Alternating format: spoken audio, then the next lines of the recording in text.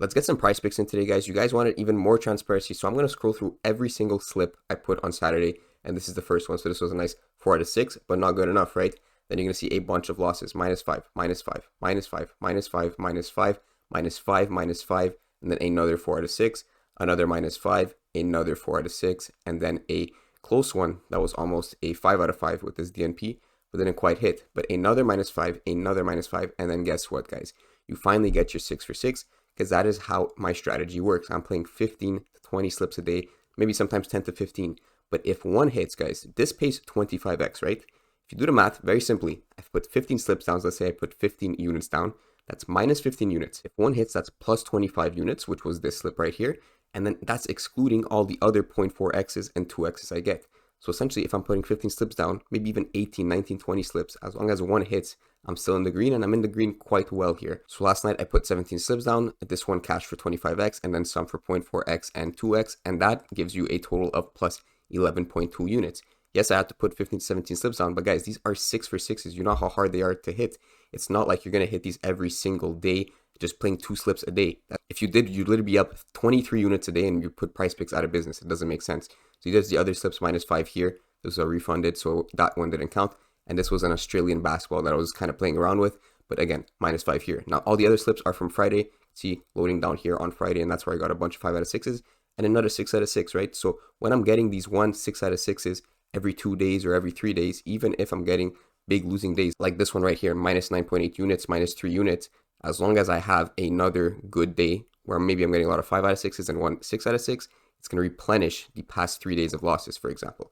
That is my strategy, guys. If you don't like it, I know a lot of people are not profiting off these YouTube picks because they haven't been hitting recently. But I'm making the exact slips that I would send to the Discord or just play in general, right? I'm still putting money on these. You can see if I scroll up to my Discord, you see how many slips I'm sending. But even I am still sending that one that I played in YouTube videos right here, right? 11:35 a.m. As soon as I put it in the YouTube video, I send it straight to the Discord. It's not like I'm trying to curse the YouTube picks or anything. I'm sending them straight to Discord too. People are locking these in with me, right? So essentially, I don't get to choose which slip hits or not. So if I'm playing one a day, it's only normal that it's not going to hit every day. It's going to hit probably 1 in 20 videos. And if you guys are not watching 20 videos straight, then you probably won't hit. I'm going to be honest with you. But we'll get onto the board for today. So some of you have been asking for multiple slips in one video. So that's what I'm going to do for today. I'm going to go straight into an NBA slip, and then I'm going to show you some NFL slips that I actually have for today. And you guys can mix and match whatever you want. I'm going to be giving you a bunch of options, a bunch of stacks, but just make sure you're playing in stacks. That's basically my strategy. And that is how I'm pretty much able to cash quite often, right? Not every day. Not every day. I won't ever say that I win every day. That's not true. And no one wins every day. It's not possible. It's literally impossible. So we're going to go with the NBA to start it off. And this is a stack that I won with just the other night with Cade Cunningham on the under 8 assists and Bojan on the under 19.5 points. Now, this Bojan pick, I do think is going to get bumped. I think it's going to bump to 19. If it does, I do not recommend taking these. The reason these guys get bumped is because the value is too high at 19.5.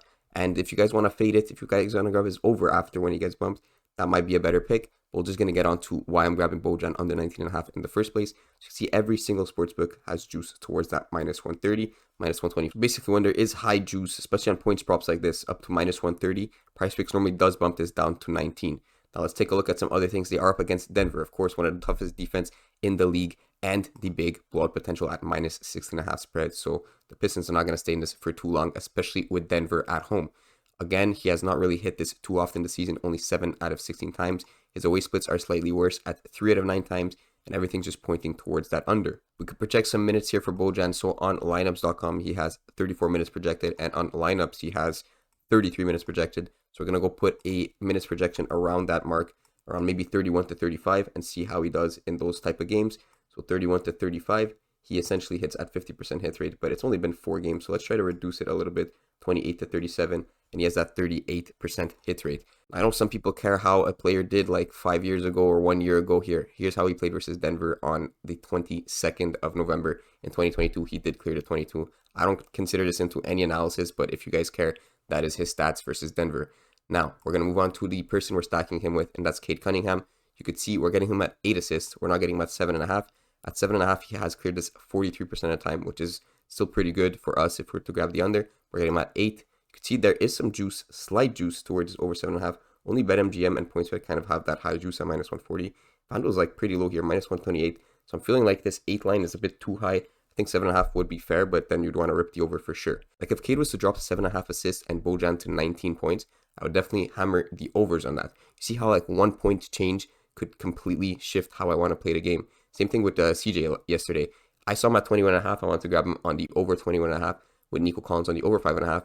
But now when the line changed to over 22.5, I'm getting a full completion extra. So I would want to grab the under 22.5. That's how I play. I play with data. So if this guy was to drop 7.5, you see all these data points telling you the over 7.5 is the correct play rather than the under. Let's get a bit deeper into his split. So at 8, it's looking really nice for us. He has only cleared the over 8 38% of the time this season.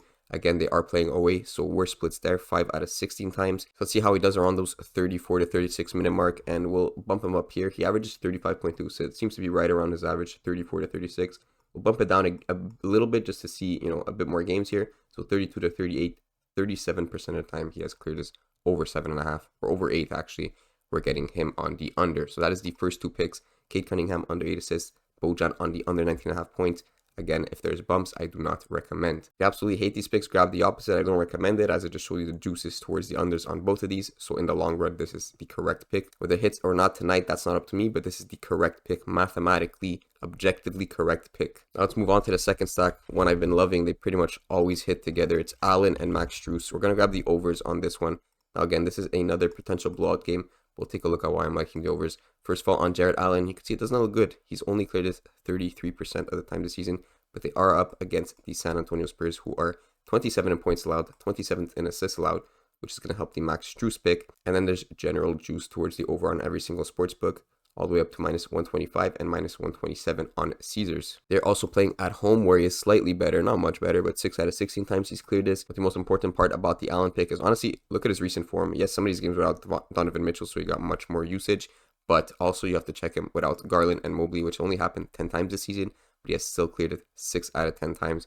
Check last season too, he had pretty good hit rates without those two guys. Check the spread here on the Cavs is at minus 10.5. They are at home, as I said, which is quite high. It is a bit concerning with blowout risk, but as we saw with Randall and Brunson last night, it does not really matter that there was blowout risk because they still absolutely cleared the lines. So I do consider blowout risk, but also I'm considering minutes. And when I check the projections on Jarrett Allen, I think this is way too high. I don't know why it's 37 minutes on Sportsline. On the other side here, lineups, we could check Allen. He is set at 30 minutes, right? So I think that makes more sense. For Jarrett Allen, that's more around his averages. So we're going to go bump him to around that 30 average here. So about 30 minutes and maybe to 36-ish. He has hit this 71% at a time this season. So that is going to be on the points prop for Cleveland. And then we're going to put him with Max Strus on the over 3.5 assists. As I said, juice on every single sports books towards that over. That's the first thing you want to see. Caesar's all the way up at minus 127. Decent hit rates here. 51% of times he has cleared this. At home, slightly better at 53%. Then we could check without Garland and Mobley, still 50%. So every single way you look at it, he's hit at least 50% of the time this season. And now we could project a little bit of minutes for him. So on Max Strus, he is projected at, looks like 31 on this site. And on this site, he is projected at 30 minutes, around 30 to 31 minutes. Makes sense to me, especially with the blowout risk. Check him out at around 29 to 33 minutes, and he has cleared this 57% of the time this season. And just to check without Garland and Mobley, if these were any of the games, okay, it was only 1 out of 2 of the games that he's cleared this without Garland and Mobley. So in general, looking pretty good on Max Strus on the over 3.5 assists. Usually he is set around like 4 assists, so I do like it at 3.5 assists. I think it's a good spot. So grabbing the overs on both these guys. Now we're going to end off this slip with another stack, but then I'm going to go into some NFL picks after too. So Brandon Ingram on the over 23.5 points. I do think this line will get bumped. We're also going to pair him with CJ McCollum on the over 5 assists. Brandon Ingram, I think, is going to get bumped to 24, especially if Zion is confirmed out. I think he's going to get bumped all the way to 24.5. So right now, this is kind of a play on Zion being out. If Zion is not out, this is not a good pick anymore. It's just what it is. I'm filming this early, so I kind of have to project whether Zion is going to be in or not. And I did check Underdog's report here. He is questionable for Sunday. And look at this. If Zion is out, Brandon Ingram's usage rate increases plus 7.8%, which is going to be great for us when we're grabbing his over 23.5 points. He's questionable, which I obviously do prefer over probable. So I'm hoping he does not play. It's going to really help this Brandon Ingram pick. Let's just take a look at Brandon Ingram and CJ McCollum's general splits here. So he has only cleared his 48% of the time this season, which honestly isn't that bad, especially because these games do include Zion. They are up against Sacramento, who is 22nd in points allowed, but they are playing away with a tight spread though, right? So you could expect a lot of minutes for Ingram tonight. Just in general, we'll check some other splits without Zion. It's only been 5 games this season, but he has cleared this 4 out of 5 times. So that's good to see, and it does play on the fact that Zion is out, this is going to be a much better pick. The away splits are not too much of a problem. You could see he actually clears this more often away. What I'm mainly liking is this right here. So some sites have him at 24.5. PointsBet actually has him at 24.5, juiced towards the over. So they're really thinking Zion's not going to play. DraftKings has him juiced all the way at -140 on the 23.5. Same with Caesars and BetMGM have some slight juice towards the over. So everyone is pointing towards that over, probably because no one's really expecting Zion to play. But we'll move on to CJ here. Like the points prop, Sacramento is 22nd in assists allowed, so that's going to help both these guys flourish together here. At 5 assists, he has went over 53% of the time, which looks good. Honestly, there's a lot of push lines, so at the very least, I do think he will push this line. Not very often that he's sitting under there, and if he is, he's normally at that 4 assists, so I'm liking that one. Now, the sportsbook all have him juice towards the under 5.5, of course. That's why I said at 5. But not that much juice. PointsBet only -130, DraftKings only -130, FanDuel -136, and Caesars has heavy juice towards that under 5.5. Pretty comfortable with that 5 pick there. Let's check how he plays without Zion. Only 1 out of 2 times he has went over this, and one of those was a push. So 1 out of 3 times technically. 1 push, 1 win, and 1 loss. One problem is CJ's away splits are actually quite a bit worse, but this is a tight game, so let's go project some minutes. First of all, on Ingram, he's projected out 34 minutes on this site, and then 34 minutes on that side, so pretty general consensus there. Let's take a look at some minute splits for Ingram, and about 34 minutes, he has actually cleared 63% of the time. And I'm expecting him to get around those 34 plus because of the tight game potential, going down to the wire, a lot of minutes near the end, and maybe a lot of free throws because they might be in the bonus and it might be too tight of a game. Let's put him around that 34 to 38 minutes, still 58% of the time. And again, if Zion is out, this is really going to help us. Now, CJ's projected at 34 minutes and 33 minutes, pretty much similar to Ingram as you'd expect when they're both starting together. So we're going to go here to 33 minutes plus, was only cleared as 46% of the time. Let's drop it down a bit to it's around 42% of the time. So the CJ pick might be a bit questionable, but I am liking the push potential on it and the pairing with Ingram in general. So this is going to be the first pick. If you guys don't like it, again, take the unders, do whatever you want. But these are the stacks I'm going with, and I've had success, especially with this Cade and Bodan stack. I freaking love it. So we're going to go with this one, lock it in as the first one. So as I said, I want to go over some NFL too. So this is the slip I just went over in the video, just locked in. Cade on the unders, Jared Allen, Strus on the overs, and Ingram and McCollum on the overs. Now for some NFL, you're kind of forced to do some really weird entries to really keep that 25x payout. If you guys go and try to do some correlation slips on NFL, you're going to see it's not going to work out. They're not going to give you a 25x. You have to do some really specific stuff. So what I took here is actually a quad stack on Atlanta. And I took a pass attempts, rush attempts correlation slip here on Allen and James Cook. So essentially this script here on Buffalo is if Buffalo gets an early lead, Allen is not going to want to throw the ball as much. He doesn't want to throw a pick, and he's going to want to run the clock down by rushing. So James Cook is going to get more rush attempts, more rush yards most likely. So Josh Allen's going to avoid throwing the ball, and James Cook is going to be rushing that ball. You could either pass the ball or rush the ball or get sacked, right? So the game script here is a lead for Buffalo. If they are up, this is most likely to hit, and most likely to hit in the same direction, right?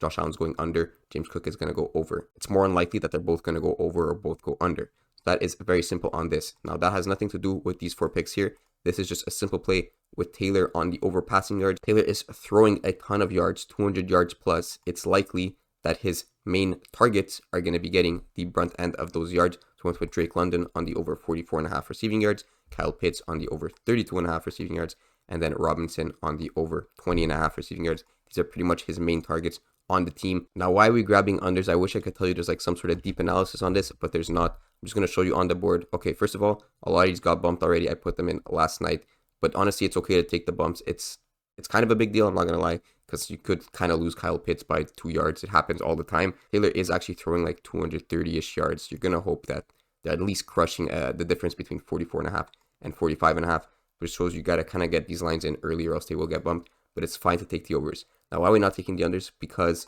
if you do grab the unders, you'll see there is a payout shift like crazy. 19x. You do not want a 19x. It's not worth taking the unders.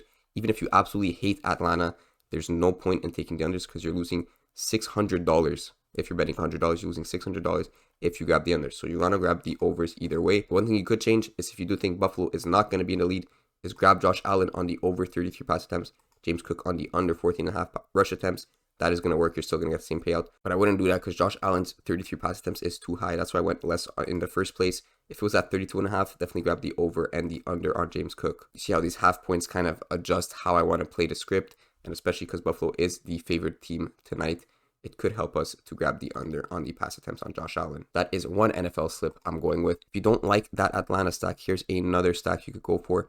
Derek Carr, Olave, and Shaheed on a triple stack here. So Derek Carr, of course, same concept as Taylor. I'm not going to go over it again, but we're grabbing Carr with his two main receivers here. What I went for here is the Atlanta defense on the over tackles and assists. If these guys are playing a lot of offense, if New Orleans is playing a lot of offense, throwing a lot of yards, there's going to be a lot of plays and a lot of plays for the defense to get tackles and assists. And on the opposite concept, if Atlanta doesn't have the ball, then Pete Warner is going to have no one to tackle and get those assists with, right? And then on the other end, if these guys are throwing all these yards, if New Orleans is throwing a bunch of yards, then maybe Taylor doesn't have the ball much. Maybe he's not completing passes. Maybe they have a lead, so that is why they're not throwing the ball as much, and that's why New Orleans is throwing the ball so much, right? So it's all kind of a game script altogether, and that is another step you could go for. You don't really have to take these guys all together, but you could go and grab the Derek Carr, Olave, Shaheed stack. Maybe if you don't like the Atlanta stack, go with this one here on Derek Carr, Olave, Shaheed, and Campbell on the over 3.5 tackles and assists. So those are going to be the slips, guys. Do whatever you want with these players. Grab the unders, grab the overs.